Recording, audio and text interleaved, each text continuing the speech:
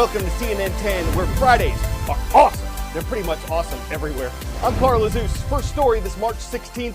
In the U.S., the Trump administration is putting new sanctions on the nation of Russia. These are punishments for Russia's alleged interference in the 2016 U.S. presidential elections. Congress had set a deadline of a month and a half ago for them to be put in place. And even though they came after that, they're said to be the most strict penalties that the Trump administration has ever put on Russia. So what are they? First off, 19 Russians will be prevented from traveling to the U.S. That includes people accused by a U.S. special investigator of trying to interfere with the American elections. 5 Russian organizations will also be penalized. That includes 2 Russian intelligence agencies and some of their employees, as well as the Internet Research Agency. That's a Russian troll group that put divisive political posts on American social media platforms in 2016. Any assets that these organizations have in the U.S. are now frozen, meaning that Russians can't access them. The Trump administration also accuses Russia of trying to hack the U.S. energy grid, and it says that more punishments could be on the way. A Russian government spokesman says his country is ready for them, and that Russia's preparing a response of its own to the sanctions. The Russian government has repeatedly said it did not interfere with the U.S. election. But as political tensions increase between the two countries, their militaries are flexing their muscles too. And one area where they're doing that is inside the Arctic Circle. A daunting front in the expanding global competition between the U.S. and Russia. These 5.5 million square miles are under an intense battle for dominance as the ice shrinks and opens new oil exploration, new shipping lanes, and crucially, new paths to wage war. We are well aware that we are in a great power competition environment, and the Arctic is one piece of that. Great power competition, talking principally about Russia, but also China. Russia and China are two of our great powers that are trying to catch up with us as fast as they can. This year, these exercises, called ICE-X, are taking on new urgency. A British submarine joined for the first time in a decade, and U.S. submarine forces are refocusing on a mission dating to the Cold War. Operating under the Arctic presents unique challenges, with no access to GPS navigation, limited communications, and dangers from below and above. Ice keel depth times 0.755 feet. Ice keels as long as 150 feet extend down from the ice sheet. Stationary dive the ship to 180 feet. America's biggest challenge, however, comes from Russia.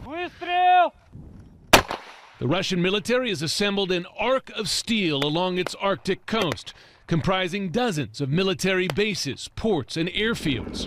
And it is building and deploying faster, quieter, and more capable subs of its own. In every case, they're trying to get faster and better at what they do and integrating technology into their platforms.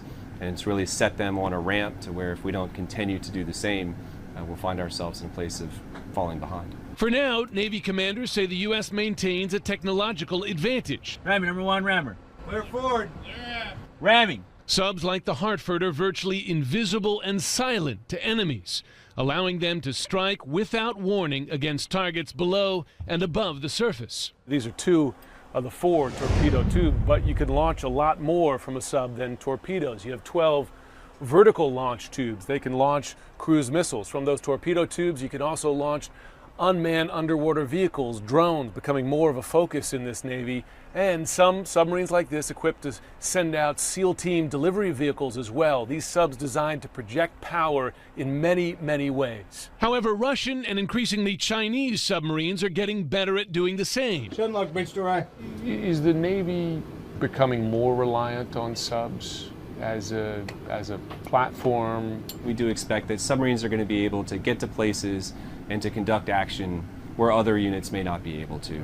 Right off the bat, we're going to need the submarine force to kick the door in and other forces to flow behind. That is the firm message to audiences in Moscow and beyond. 10-second trivia. Which U.S. retail company had the highest toy sales in 1998? Toys R Us, Amazon, Walmart, or Target? 1998 was the first year when Walmart exceeded Toys R Us in toy sales. That's one of the reasons why Toys R Us and the era of the large American toy store is coming to an end. After 70 years in business, Toys R Us announced yesterday it's closing its doors in America. We had reported in January how the company had filed for bankruptcy protection and planned to close 182 retail stores across the U.S. It was hoping to come back as a stronger company afterward, and Toys R Us wanted to stay open through at least the 2018 holiday season. But the numbers didn't add up. It had too much debt, too little in earnings, too much competition from Amazon, Walmart, and Target, and it decided the best way forward was to close or sell all 735 of its remaining U.S. stores. 31,000 employees will lose their jobs. This might not happen at Toys R Us's international locations, though. While all stores in Britain will close, the company says many locations in Canada, Europe, and Asia could be saved or sold off. As far as the U.S. goes, analysts expect the remaining stores to stay open for at least another 2 months.